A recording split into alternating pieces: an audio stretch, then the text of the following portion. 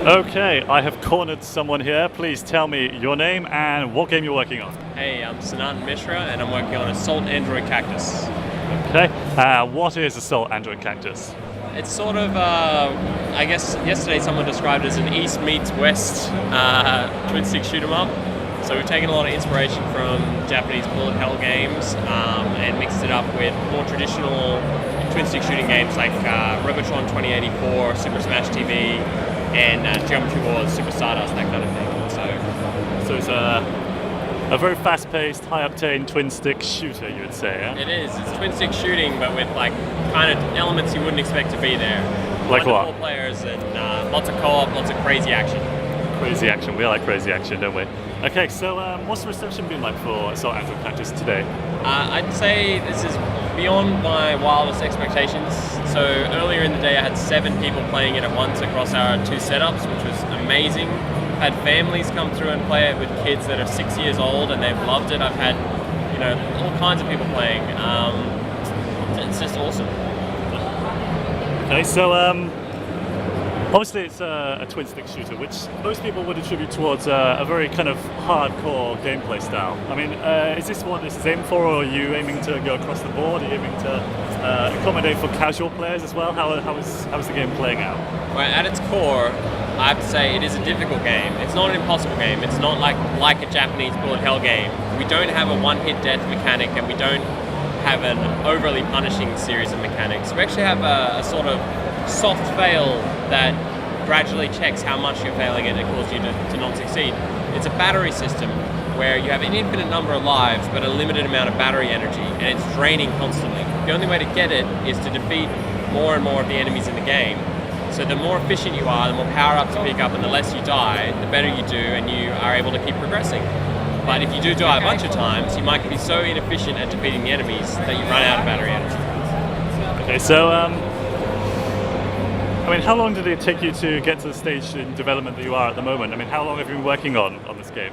Right, so before February of this year, all we had was an old prototype that one of the team members, Tim Dawson, had created a couple years back.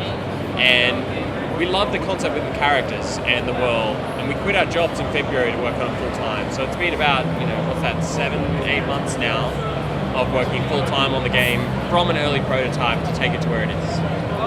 Okay, so I understand you may or may not have some future plans for the game modes, specifically going forward, obviously, because at the moment you're in early access, so the game is still in its stages of development. So what have you got in store for us then?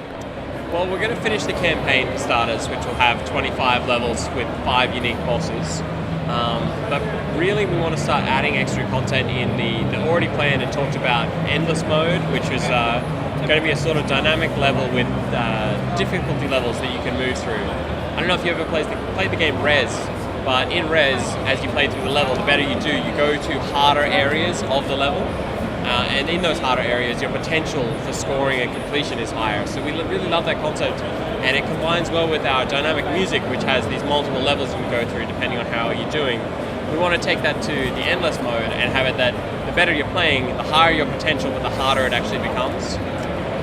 There's also Boss Rush, which will be facing off against all of the bosses one after another in one arena. Like the old Castlevania games. Yes, so it's going to destroy people's soul. And to get the high scores on that, imagine having to full chain with no deaths and no drop chain every single boss in a row. Crying already. It's going to be hard. And then beyond that, anything other than that is probably going to end up as like kind of post-launch free updates that we're planning. Definitely want to do an almost like a Super Meat Boy style Dark World version of the campaign, where we're using all the enemy types and all the tricks straight from level 1. So you keep the assets that we've used to make the different levels and the graphics and things like that, but you amp it up to every level is as hard as the hardest level of the campaign. Super hard mode. Yes, basically. Okay, so you're actually launching on PC, yes, but you're also launching on PS Vita, yes, PS4, yep, and Wii U. That's correct. So what's it been like working with those publishers then? Well, on PC we didn't have anyone to work with for a while because it was all going through Greenlight, as you imagine. So I think everyone kind of knows how that works at this point, though. Greenlight. So you're more specifically talking about the console guys, aren't you? I think so. So the console guys, Nintendo, been fantastic to work with. You kind of don't have a lot of visibility about what's happening internally at Nintendo, but they are actually really great at providing all the hardware and software you need. They have an awesome deal in place with Unity to get free Unity for any licensed Nintendo developer, which is the engine we're building our game with. It makes it financially viable to even go to their platform, and I think they're really good. So I couldn't be happier with the way that they've done things. I think Sony are kind of like Nintendo, but they're a lot more invested and interested in what you're doing in your plans, your timeline. I'm not sure what will come out of that yet, but it is interesting to see that they seem to have a lot bigger team dedicated to it, so they're going through things. We talked with them initially too. It was a really simple process, filling out paperwork basically to get in, and since then it's been great. You know, they featured us at Gamescom as part of their blog and the original presentation as well, which is awesome for us being a tiny team getting PR. They're helping us out with the dev kits and the hardware and the software. I can't talk about the details because unlike Nintendo, they're not openly talking about the specifics, and I think it's almost like a per developer basis where they'll make a deal with you depending on what your needs are, what your requirements are, which they're more than reasonable though. So if you are an indie developer, go and talk to them. How can I go and get my hands on a copy? Well, we have a demo right now on Steam. I recommend people play the demo before they buy it because I think it's an underutilized tool these days, demo. People are kind of afraid of showing the quality of their game, but I'm not, so give it a go. If you do collect the demo, check out the game. The full version's there on early access, so it's got about 17, 18 levels, and you can buy that for £12, I think. The full version will be released at the end of November on PC with all the full campaign that we were just talking about, and then next year it'll be early on, maybe around March, we'll be looking at console releases on PS4, Vita and Wii U. Okay, well there you go. Thank you very much for talking to us today. No problem, it's been my pleasure.